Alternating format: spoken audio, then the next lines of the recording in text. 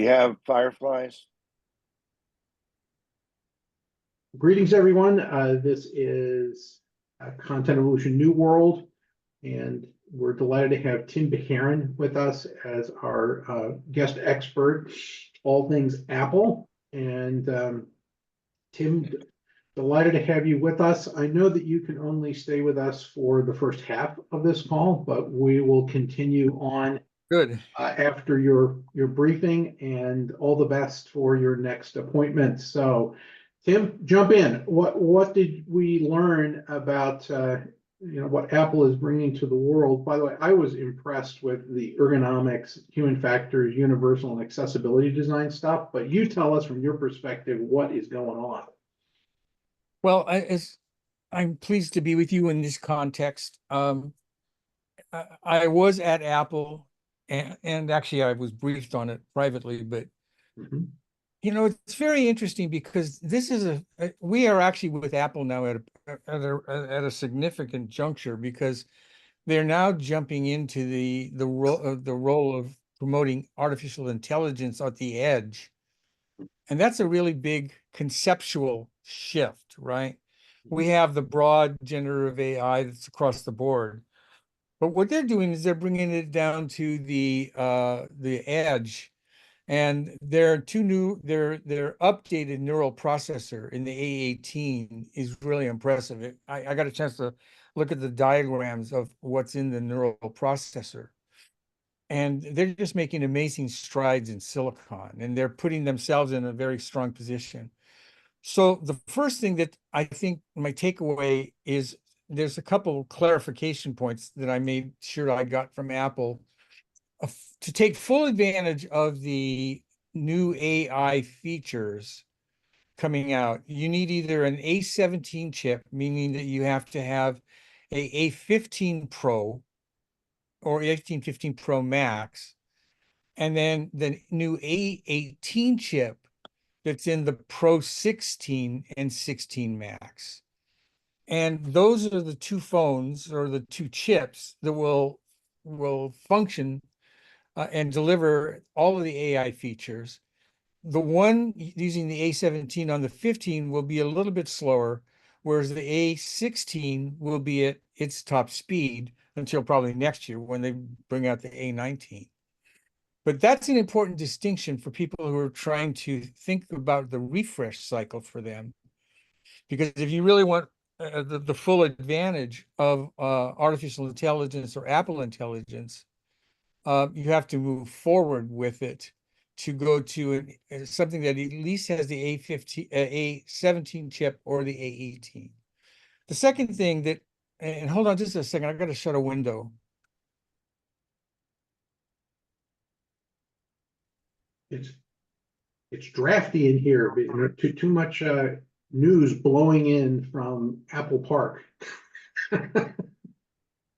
No, but this guy's one of my neighbor's gardeners here every day it's Thursday morning at this time. Very good. So I'm trying to silence the leaf blower. There you go. Anyway, while we're on this particular piece of Apple intelligence, it's important to note that while the financial guys were all promoting, that all of the new stuff would be available immediately, Apple's actually rolling out the new artificial intelligence features in a more strategic manner. And actually, I'm writing about this in my Forbes column for next week. But and again, I'm in a unique position because I actually get to talk to the top guys, privately.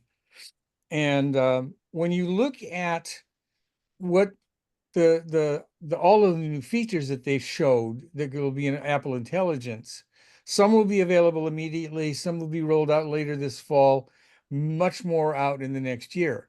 So when we're talking to at least consumers at this moment, or customers, we're really saying that if you're buying into the Apple ecosystem of artificial intelligence, you're going to phones that will take advantage of it over time, not just today, but over time. And that's a very important thing, because from what I could tell, they're going to continue supporting the A17 and the A18 chip always going forward, with the neural processors optimized for our Apple's intelligence. So that's one very important thing. Can I ask a Um, clarifying question? Sure. I read somewhere that in order to take full advantage of this stuff, you need more memory on board, and that's going to come not till the iPhone 17. Is that true? No, you can actually do pretty well with 256. 512 would be better, and obviously the more the merrier. But no, they've optimized it, and that's one of the things Apple does really well, is they actually optimize the code so it runs pretty efficiently. But I wouldn't, if I was buying something again personally, I wouldn't get less than a 512. Okay. One other thing that I think you need to be, or we are advising or being clear on when we were on television cameras, etc., is that because we were asked, will this drive a new super cycle for Apple's growth? And our response to that was, to some degree, it will, because we think the carriers, and Kevin and I were talking about this before we got in, the carriers are doing ridiculous upgrade specials. So, and you know, realistically, depending on what kind of phone you're trading in, you're going to get the iPhone 16 Pro for free or for minimal. And I mentioned that I have an iPhone 15 Pro, 1 TB or 1 TB, and if I traded it in, my monthly would be $16 over a 2-year period per month. And that's, you know, reasonable for most people who want to take advantage of this. And if you had a 14 and we're going to go to a 15, it would be even less. So we think the carriers are going to actually drive tremendous demand. But as far as shifting, you know, which is about 65% of Apple's iPhone users over to a upgrade cycle, we're not sure that that will happen. And if it does, it'll be over a 2-year period, not next quarter, the quarter after that. Let me stop here. Is there any other questions on the iPhone before I move on to a couple other things? Yeah, so one comment. So you did say that you would get at least the 512 version? Yeah, yeah. Okay. Any more question there, Doug? No, I just wanted to, I'm looking Okay. at the pricing right now for. All right, very good. Tim, on to the next topic. Okay, the second thing that was pretty interesting to me was adding the sleep apnea uh, Detection. yeah, the way you would test for sleep apnea over a 30-day period. Adding that to the Apple Watch actually is a pretty significant shift. I actually have sleep apnea and I've been using a CPAP for maybe 10 years, so I understand the process pretty well. And I've actually looked at the stats. The numbers of many people don't even know that they have sleep apnea is significant. So two things in my thought process here is that this is another one of those Apple's commitment to helping their customers stay healthy. You know, they've done it at various levels, but especially now, adding sleep apnea to the watch, I think is a kind of an interesting perspective. And I've done some checking on this with I have a doctor that had to prescribe the CPAP for me. And while this is not going to be used directly for a prescription per se, it does allow you to go to your doctor and show that there are elements of sleep apnea. And then most likely they will do the authoritative test where you have to take this little device and keep it on you for, I think it is 2 nights. And then it's a more efficient way of determining. But just as the other things where the heart monitors, where they check for things, and then you have to go to the doctor. This is the same with this. But what's nice about that is a lot of people don't even know that they have this. And this will give them the chance to at least track it and then take the next step. And I think that's very good for that. The other thing is, I don't know if you've actually got to take a look at the new color scheme and the new black. Well, I'll tell you, it's stunning. In fact, I wore it for a second or so, and it's so elegant. I mean, this is the kind of watch you would actually go out to a dinner with, you know, or to a show or whatever. It's the dressiest from the standpoint of the size and the design Apple's ever had on the Apple Watch now. Now, Tim, some folks have said that black would likely be scarable or mark up pretty fast. I asked them about that, and they said, you know, it's pretty durable, and they have a coating on it that should keep that from it. But to be fair, you know, a lot of people bang their watch against, like me, every once in a while. All of a sudden, my watch has been banged, and I actually have a bunch of little things on my Ultra, and so you know, while I do think that's a potential, Apple did pretty well in their design to make sure that it doesn't happen going forward.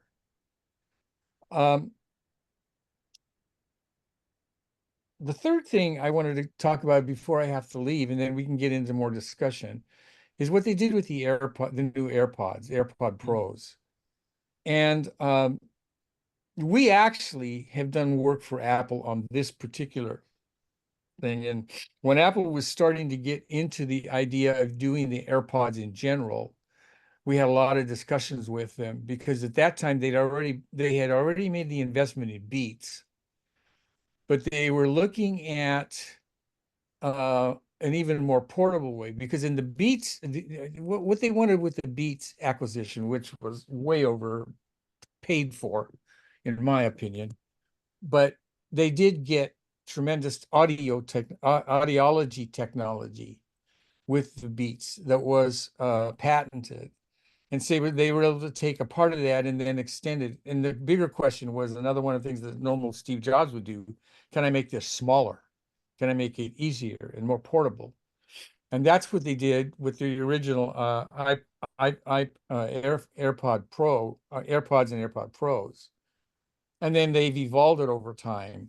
But they've always been looking at not only what they announced here, you know, the background noise suppression and all of the other background features, and the you know, making it as quiet as possible when people are around you or noises around you. But they've always had the idea of, could we make this a hearing aid? And that's been in the design and the thinking from the beginning. And they've had some breakthroughs, apparently, both in hardware and software, but mostly in software, because this is going to be a software upgrade for anyone that has the iPod Pros and up now. Anyway, the bottom line is, there's two things that they've done that I think is fascinating. Number one is they have the hearing aid tests now built into the app of the AirPods Pro.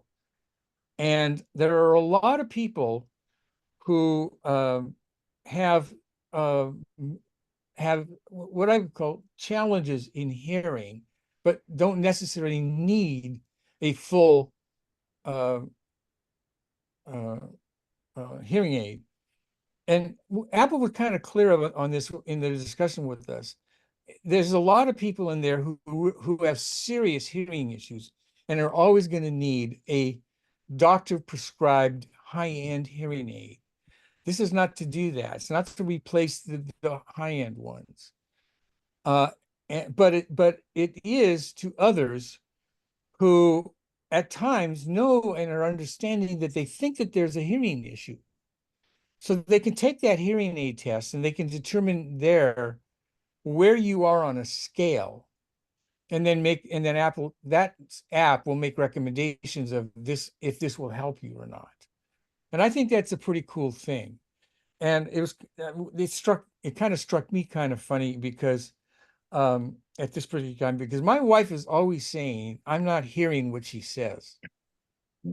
And she literally asked me to go take a hearing aid test, of which I did, and I'm fine. So apparently I have selective hearing. So, it's bottom line. That's psychological. That's We not all have physiological. That's called But- marriage. Yeah, but Yeah, there you Bonnie, go. would probably say, shake her head, yes. Yeah. Yeah. But the good news is, and there are times when I admit I can't quite hear as clearly as I would like. And the other thing that is kind of interesting that came out of our discussion, and I've thought about this only because I was thinking of if I was wearing, hearing aids in the traditional sense, there's kind of a stigma that goes with it. And whether it's real or not, I don't know how to quantify that.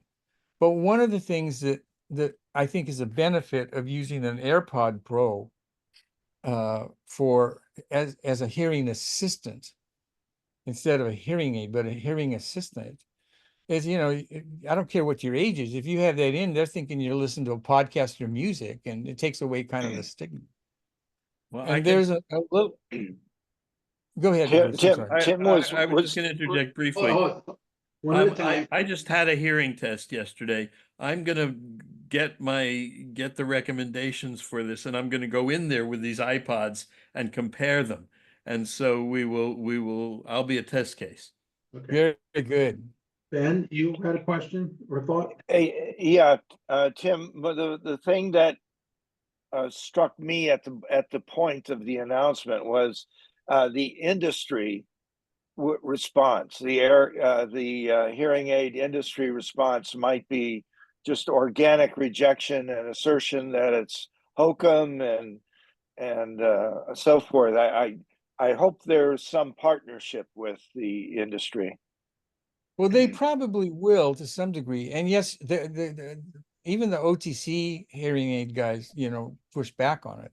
But I asked Apple specifically, I said, does this meet the qualifications and expectations of the OTC hearing aids that exist today? And she goes, they actually said when in their tests, they were equal to, if not better. And Apple, when they go after this stuff, and before they release it, by the way, they go through an immense amount of testing. The other thing that is interesting too is that it's software upgradable, so that as they advance more functions and capabilities, they'll make those AirPods even better in the sense of what they can do as a hearing aid. And I asked them, I said, look, are you going to actually say that this is going to be as good as a regular hearing aid? She goes, well, technically, our audiology technology meets every criteria of a hearing aid requirement. But she said it'll be the market that'll tell us, how that works. But the battery matters quite a bit here now, and I've got a 2-hour charge on my earbuds now. How are they responding to that issue? That it the new AirPod Pro that is optimized for this has a 17-hour battery life. Okay, good. And there's nothing we ask that exact same question. So you're basically going to you could wear that all day and then just charge it overnight. So Tim, what I was thinking, when I was watching this was because they were showing how, the interaction with the iPhone was, showing a lot of noise cancellation, being able to isolate, in frequency, the things that you want to listen to. And I started to imagine these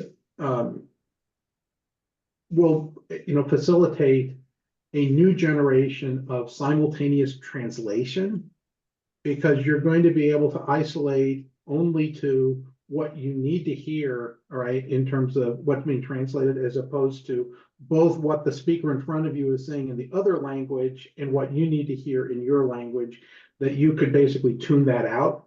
And I think that sounds phenomenal, all right? So I'm just kind of projecting that could be. No, but that's actually in the works. I mean, there are a couple of things that are in that category already, but you can imagine that Apple's working on that and that's going to be one of the software upgrades. Yeah, exactly. And, You but know, it's like any other accessibility or universal design, is that while it helps someone who has a particular loss of capability, it generally creates a pathway to help everybody down the road. oh, absolutely, yeah. Yeah. So for I want, the hearing aid, one thing is like my mom, she struggles with putting the her traditional hearing aid into her ears. So what? Oh, this was my question. The Pro. So is the current Pro, will it do the hearing test, or will you have to get a new device? The so Pro does. the current one will get the software upgrade, Okay. but I believe the newer one has the better battery life. Okay.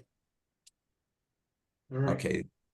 And just a comment, I put the Apple Health Report in July that they had a 20-page document that I thought was fairly good, at least in 2022, Right. what Apple thought was their strategy around health strategy. Excellent. Yeah. Okay, Tim, What- you've got 7 minutes left before you turn into. Well, let me go back to the iPhone. There was one other feature that was introduced on the 16 that actually is going to be one of the reasons I would move to it, not only because of the AI, but they have put a button on the top, on the right side, on the top, that almost looks like if you were using a digital camera, you would use that kind of a button to take pictures. But they went beyond that because you can actually put your finger on the button and it activates a slider that lets you go, to what lens, speed lens you want. And then you hit twice and then you get into the, expanded features that are available. So it actually is a very interesting little button that augments, by the way, the other button, third button on the left side, that allows you to, customize buttons and features to bring them up on one or two, or side buttons, or side apps, I should say. But that little button is kind of cool. And there was a lot of feedback when the media went out and actually got their hands on it and started playing with it and seeing the slider. They got really excited about that feature. So I do think that that's kind of a game changer in the sense that right now, when you're actually using your iPhone um, as a camera, you're still having to activate that little button on the bottom. Now it's as natural as if you were using a single camera, and that's what's made that one different. Tim, is there a configuration you would recommend if you go 16 Pro or outside of a terabyte, maybe a 512? What's a good street configuration that would be very good? Well, the only real issue is the memory. The 16s, both of them have the A18 processor in it. The difference between the Pro and the Pro Max is just screen size. The Pro Max is 6.9. I mean, it's a big sucker. And in my case, I opt for that because it's easier to see. And the 16 Pro, I believe, is 6.2 or something. And you can tell when you set them side by side, they're very different in that sense. But that's all I would do is I would go for, it's really a question of screen size and memory. That's it. Everything else is in there because everything's in the neural network processor, etc. One last question before I know you've got others before you go, but was this mainly incremental in some sense? The AI was expected. This is more better, but where are the discontinuities? I'd say. Well, Apple's pivot. it wasn't the actual update in the neural processor of the A18 was not incremental. It doubles the speed. I mean, it's completely different. So the neural processor in the 17, which is a very fast processor in its own, the A18 doubles that speed, which is why when you're going to do an AI query on the 16, and again, time is relative here because it's still going to be in, less than a second instead of milliseconds, but there is a significant upgrade to that.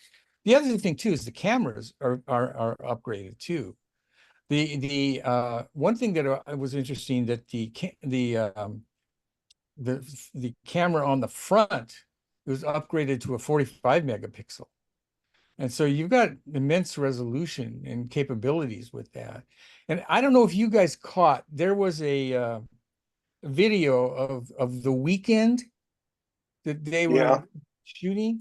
They actually shot that entire thing on an iPad 16 Pro. The entire movie was done for that, or the video that they did was done on an iPhone 16 Pro. So the quality of the cameras and again, how many megapixels once you get to 35 is still, relative, I guess. But they upped that as well. But it's really the speed of the A18 neural processor that took a big jump. Any comments on Huawei's announcements the next day, the threefold? Yeah, they got a lot of news because they got a lot of pre-orders, 2.7 million. Yeah. But I wrote a piece, I think it was in this week or last week, where I said, why Apple has not brought out a foldable yet. And I pointed out there's two key things. One, durability question. That's a huge one. But the other one is that it's not really a market. In the 5 years that it's been out, we've only sold about 25 million foldables. Apple's going to sell 80 plus million iPhones in this next quarter alone. And so, a pre-order of 2.7 million along with, the others, maybe we'll get this up to 32 million in by the end of this year. But Apple doesn't really jump into markets that are small. Yeah. And by comparison, a 5-year growth of 30 plus million or 25 million foldables doesn't qualify at the moment anyway. Now, will Apple eventually do so? Maybe. It's at the cost of a Vision Pro as well. Well, see, yeah, I mean, it's $3,000.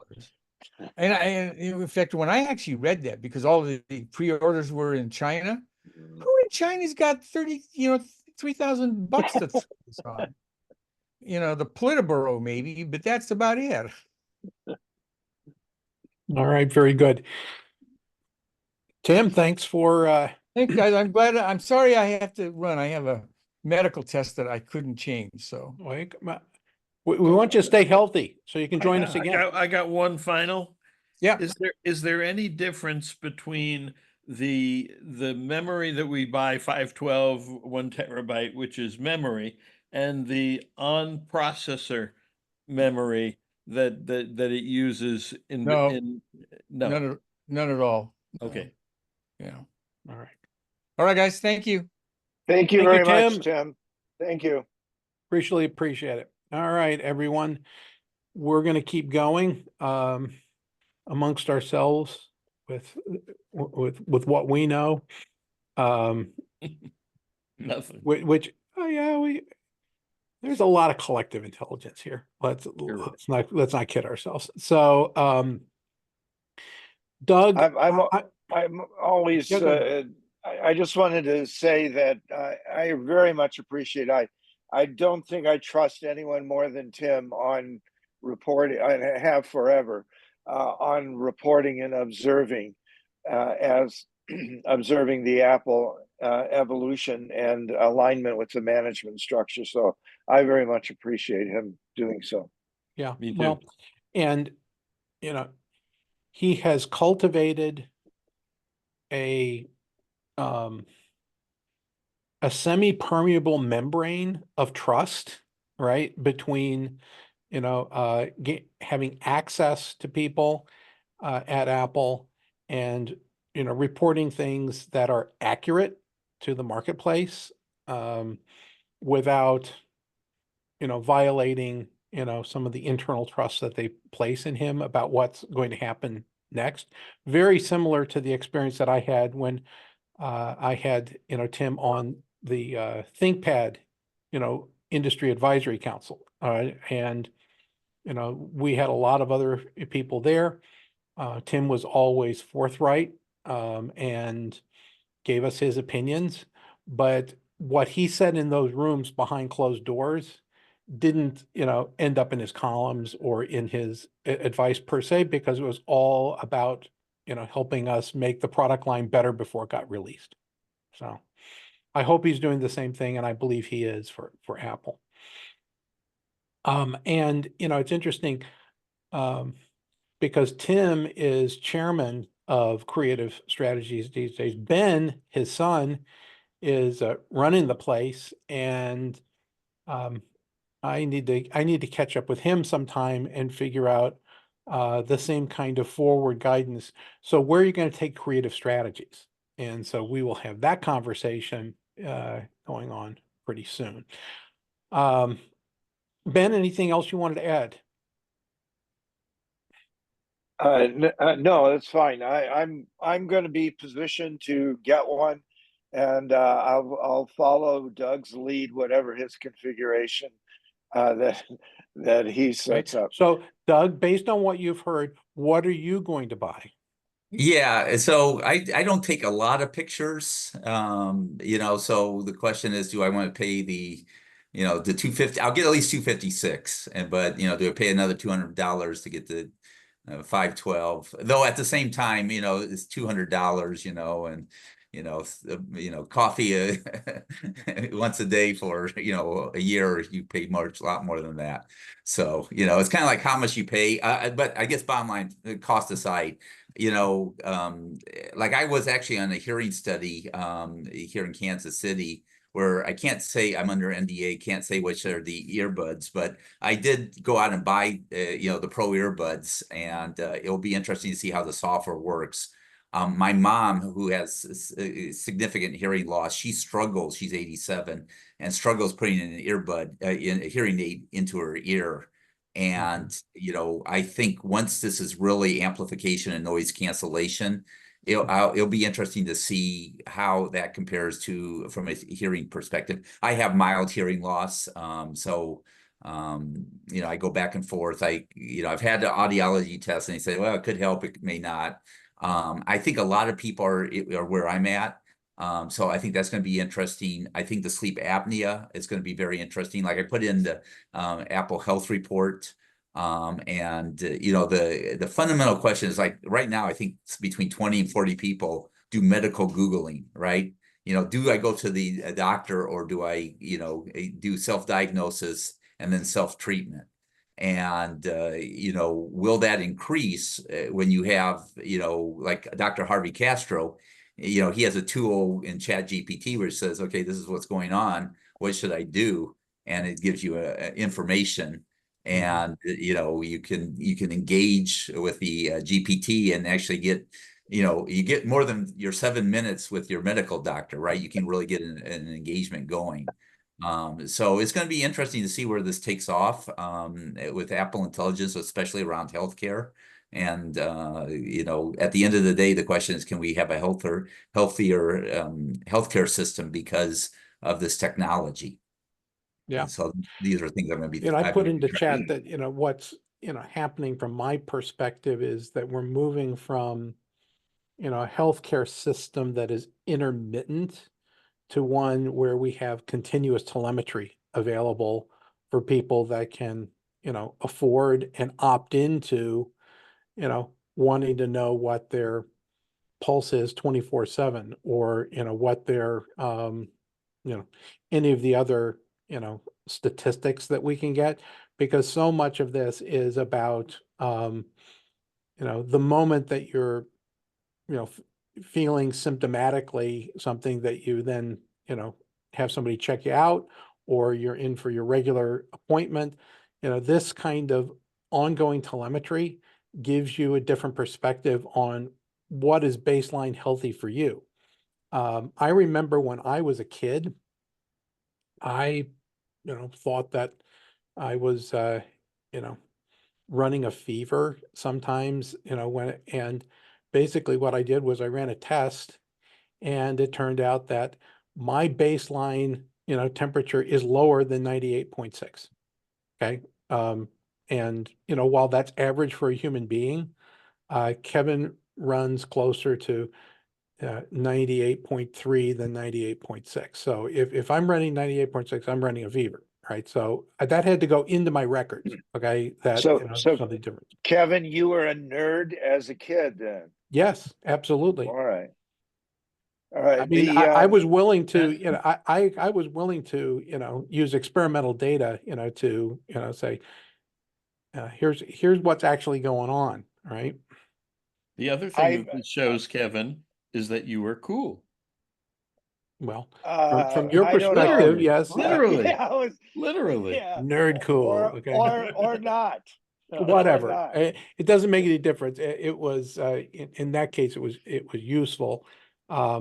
And, I had an ear infection earlier because I had an overabundance of opportunities to go swimming, right? Because of some speaking engagements, during the middle of the summer, and had to put some antibiotics in, and it didn't feel like my eustachian tube had cleared. So they went and, the, eye, ear, nose, and throat specialists, took a look, and they said, well, while you're here, we're going to put you into the audiology, booth, and, check out your hearing, see if that's affected in any way. And they said, oh my, your hearing is kind of like, a child's hearing, right? It's,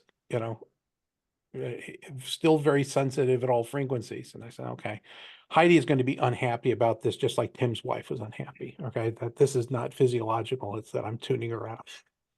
I mentioned in the chat that one of my students is an exec at Nike, and Nike's been working on multiple sensors in shoes to do continuous measurement and assessment of things like gait, your walking gait, not just counting steps crap, but how your gait is and how you're standing. And as you say, from a continuous continuous basis, that looking at any discontinuity in your normal stance or gait. Yeah, So- I mean, if you're counting calories and the weight that goes along with it, it makes a difference what time of day you weigh yourself. It makes a big difference, right? So you have to decide, what is that moment of baseline going to be for you? Because if you do it, randomly at different times, you're going to give yourself a false impression of either, making gains or, losses, depending on how you look at it. All right, Mark, your hand is up. So my hand is up, just thank you. So yesterday I was at the audiology in the booth getting my hearing tested. It's not great, and I can tell you, but I mentioned that Apple has this device. They hadn't heard about it. There was just a thing in Wired, a big piece, or I don't know if it was just, but I looked it up, about all the over-the-counter things. And so the choices seem to come down to, and I'm going to go for my appointment, but the choices seem to come back to a real hearing aid, which is in the $4,000 to $6,000 range, depending on how much it's subsidized. An OTC, which the recommended ones are all in the $1,000 range, and then this Apple thing. So I'm going to do the experiment. I'm going to buy the Apple, walk in there, and say, "Show me the best you have." And the important thing I think is that it be tuned to the frequencies that you need help with. So I don't know how much the Apple will do that, but I suspect it will. I would, by the way, I would suggest that the way that we characterize this is, you know, the traditional professional grade hearing aid, and then the over the counter, and then, the new technology that I would assume, right, that since the processing of the iPod, it's not the right term, earpod, the earpod, okay, Earbud. earbuds or whatever are going, taking advantage of the processor in the phone in addition to what they're doing on their own, that there is additional functionality that you could expect over time as the software that's driving it improves, including being able to tune in or tune out. I think that once a professional traditional hearing aid has been tuned to your ear, it's not adaptive, all right? It's doing what it needs to do to restore as close as you can to what was your original hearing. And I assume that you could get superhuman hearing, all right, as a result of software enhancements, all right, including being able to potentially process and hear things that are outside of the standard sonic range for humans, right? You want to hear things that your dog is hearing? Well, we can do that, turn on dog hearing mode, okay? And we'll adapt some of the, frequencies into something that's audible, all right, for you. I think that that's well possible. So, and you're not going to get that from, the original design point of traditional hearing aids. So that's my thinking on those lines. And then those companies will decide whether they want to, compete on those characteristics, or potentially have hybrids where they say, we're going to restore your human hearing, all right, with our internal processor, and then we have a Bluetooth gateway if you want some of this other functionality from Apple or Google-based phones or something else, all right, because now you have the ability to get that additional signal processing from another device. I expect that to happen. Well, let's hope it helps and brings the price point down by tens of times. I don't think so. I think magnitude. that for those that are, high end, they will try to retain their price premium by offering, additional things or That's not what I'm saying. I agree with you. What I'm saying is if the Apple one works and works sufficiently well, then the price point in the marketplace has been seriously reduced. I think that the OTC people have already done a great job of changing price point. And this is just a continuation of that trend. Yeah, I put in the chat, using cameras to hear better in noise. And it's a very interesting video. But I think what you're going to see is where you have smart glasses with hearing Apple earbuds that work in conjunction to, eventually you can get subtitles, right? And yeah, they have these translators, but maybe what you want is subtitles as well for translations. But I do think you're going to have this combination of hearing and seeing to help you communicate better. This is certainly a concentration for me, looking at the notion of, you've got the watch, you've got rings, you've got these Nike shoes, I've got the Meta glasses as well. Creating a personal area network around the body as an exoskeleton, sort of a digital exoskeleton that creates and amplifies your own personal abilities, and it's augment and incorporate the phone too. I'm not talking about replacing the phone. Yeah, well, aging in place, that's something I'm very passionate about. And, I actually give my mom a Montreal cognitive assessment test she puts up with me And she has mild here memory loss, but her score is like 22. But you know, one of the tests is you go from A1 to B2 to C3 to D4, you know, and you have to draw the arrows and so forth. And I was giving her the test and she was kind of like, okay, where's the A? Where's the B? You know, where's the, so she knew she was looking for the number, but she couldn't find it. And then she realized she didn't have her glasses on. So, you know, was it a cognitive test or was it a seeing test, right? As a sight test, or is it a hearing test or a cognitive test? And a lot of times it's the combination, right? Is, you know, how much of the time are you, you know, is I'm cognitively aware, it's just I'm not hearing you, and therefore, or maybe it's a little bit of cognitive hearing delayed, right?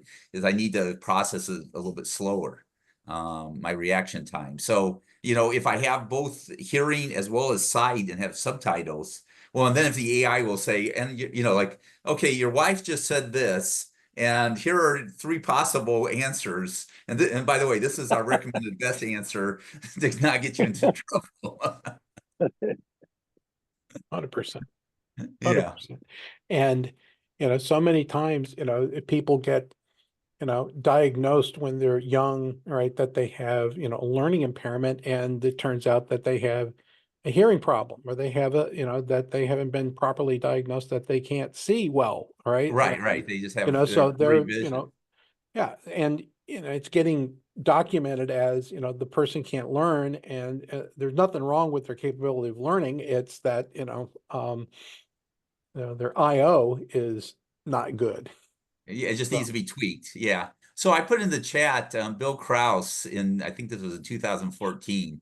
He's the chief medical officer at Microsoft, and he announced the LifeForce 3000 smartwatch that continually monitors health status, body temperature, blood pressure, blood oxygen, A1C, blood glucose, red and white blood cells, predicts bacteria and parasite pathogens before symptoms appear. You know, and he goes on and on and on at this. And then he goes, but of course, this is a figment of my imagination. But what if a device existed, right? So could you do a lab on a chip that allows you to get all this information? And, you know, little by little, we're getting more and more information. And, you know, when do we say, hey, you know, rather than spend you know, $1 million on a CAT scan, we use a LiDAR system by Open Water that you know does the equivalent for $1,000. well, you know what? My wife was just in the hospital, right, recently, and I just got her back out, and you know, thankfully it was a short visit. The because they wanted to look at her lungs a number of times, and while, you know, they had a lot of, you know, mobile equipment that they could bring in to do scans and x-rays and so on and so forth, their primary, they said that what we're liking more than anything else right now is ultrasound. They did several ultrasound, you know, inspections, which would normally, you know, you would associate that with, you know, prenatal inspection, right? Of, you know, how's the baby doing, that kind of thing. But evidently this is in a good diagnostic for looking at, and you know, no one has ever done that before. This was, you know, kind of emergency medicine over into um, getting her, you know, getting her ready to discharge. And I found that very interesting because that's a much less expensive technology than the other devices, you know. And I've had, And so I was just, you know, fascinated by the fact that they're expanding the use case.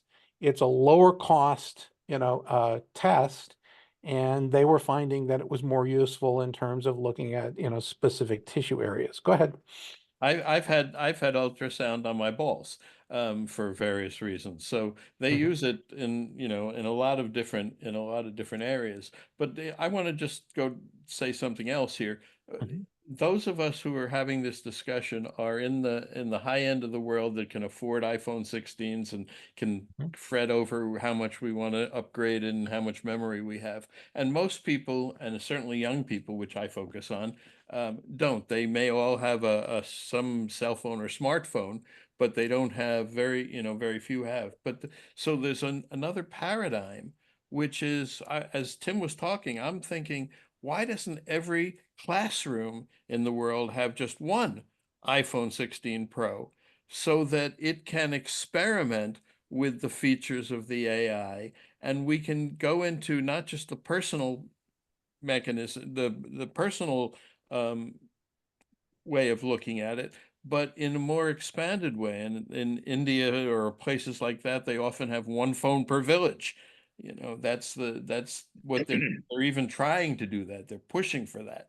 So the idea of sharing this information and it not just being personal to you is a paradigm that I don't know that we've explored a lot. Well, I think that that's, that's a good thought.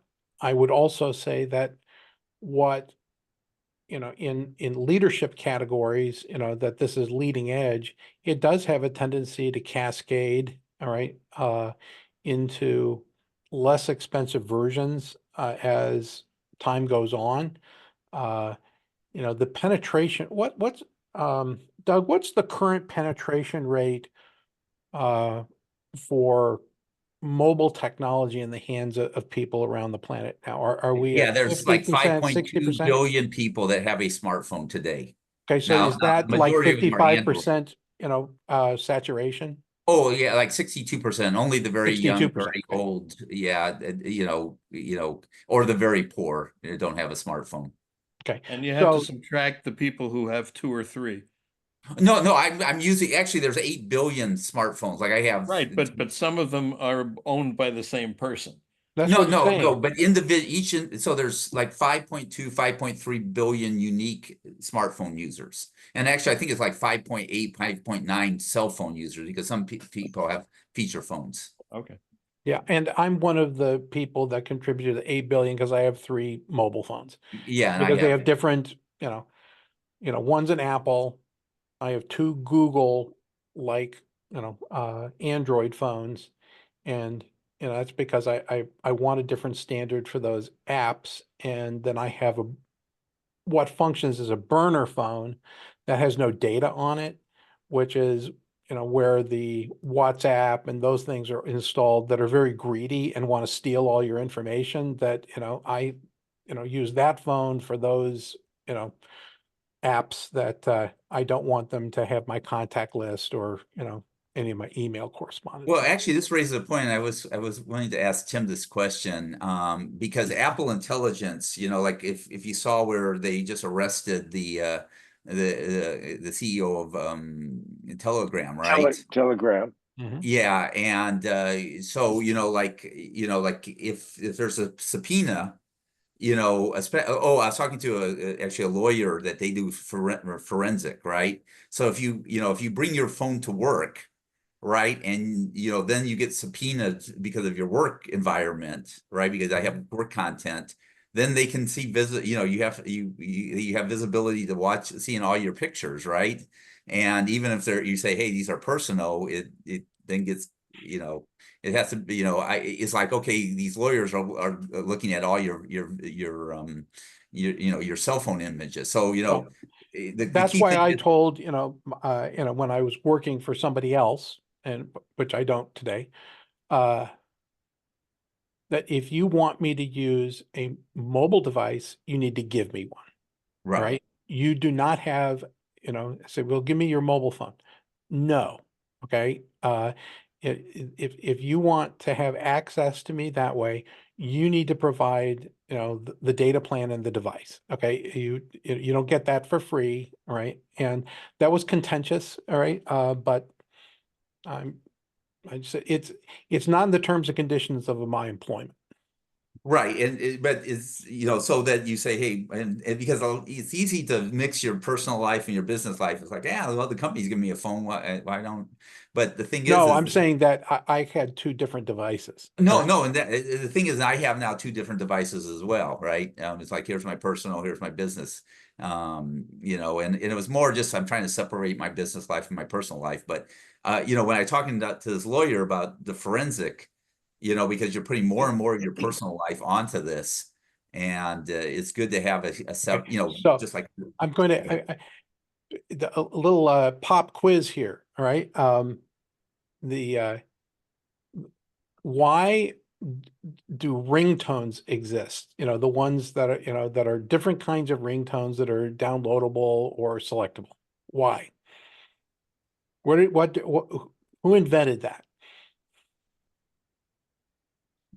let's see, Trivia quiz. Okay. yeah, It was invented in South Korea because, you know, culturally, you need to greet different people depending on where you are in the society yeah, differently. You need to be able to greet your boss one way, your mother-in-law one way, your wife one way, your children one way, so on and so. So the selecting who is calling me allows you to fulfill that societal requirement. yeah. The caller ID, yeah. Japan has the same Well, I'm language, just saying that, and then that became, you know, fun ringtones. All right. It right? was just derivative of that absolutely compelling need, because, you know, when the original phones came out, they're making all kinds of faux pas, all right, that were embarrassing based on the way Yeah, that they answered the phone because they didn't know who was calling. yeah. So, the What comments on the overall announcement series, impressions, takeaway? As I said, one of my impressions was underwhelming. I don't see what is going to be huge news to the market and new pivot points. I see improvements, enrichments, but I don't see something that is game changing. The apnea thing is nice because it sets a story on a pace going forward. We're going to see ever more diagnostic systems as a part of that going forward. But yeah, was there really breaking news? I only would tell you, Ben, from my perspective, that, you know, it's the A18 processor and, you know, what you might want to do with it, all right, regarding, you know, edge AI computing, you know, going forward. If a lot of this stuff was, it's good. But that's It's just mo better. That's just mo better. I'm Here's I'm what not here's what I would disagreeing, but say. I'm also saying that if I were to have put a gloss, what do they call this? Glow time. Glow time. I would have called this, accessibility day, right? You know, I would have, said, okay, let me show you what we're doing for people. And I would have pumped that up because I think that's different. And it's pointing to some things that are quite interesting. Mark was more I, excited. Mark. well, here's what I think. I think that the whole move to AI is not going to be a bang breakthrough for the most of the world, like the reveal of generative AI was for us. It's going to be a slow but relatively quick process, and then it's going to require experimentation. That's the most important thing that I've heard from everybody who is into this stuff is they say if you don't play with it, if you don't play with the AI, you're not going to figure out how it can help you. And so So what this allows us to do is do you deserve to be still the second largest company in the world by that me statement? personally, I deserve it. Of course I deserve it. I don't have it, but of course I deserve it. But in terms of Apple, Are you Yeah. saying this? Well, I think that you have to look a little bit with a long game, and that's kind of what they're doing with the Vision Pro, and that's what they're doing with a bunch of things. And the fact that the big advantages of the 16, which I'm going to get, is okay. It's got a better camera. They're incremental, right? It's got a better camera. It's got a faster processor, but the underlying advantages that are in there are yet to be discovered. And as people discover them and as apps start coming out that take advantage of this, I think that's when we're going to see, and that's what probably what Apple is betting on. Okay, so we're at the top of the hour. We had another great call with Tim Heron today. We thank Tim for being with us, both as a regular, part of our episode audience and as a contributor on a fairly regular basis when we have things to discuss that are, technology or Apple related in particular. So that's great. Thanks to all of you, all right, for being here. I'm going to remind you that today is a double header, right? So tonight at 8 p.m. Eastern, Joachim Wirtz from National University of Singapore will be with us talking about robots, all right, entering the service industry, in retail, in restaurants, in a variety of parts of our life. So if you are interested in that topic, join us at 8 p.m. Thanks for everything that you do, and everything you do, be intentional. Talk soon. Cheers. Bye, folks. Bye.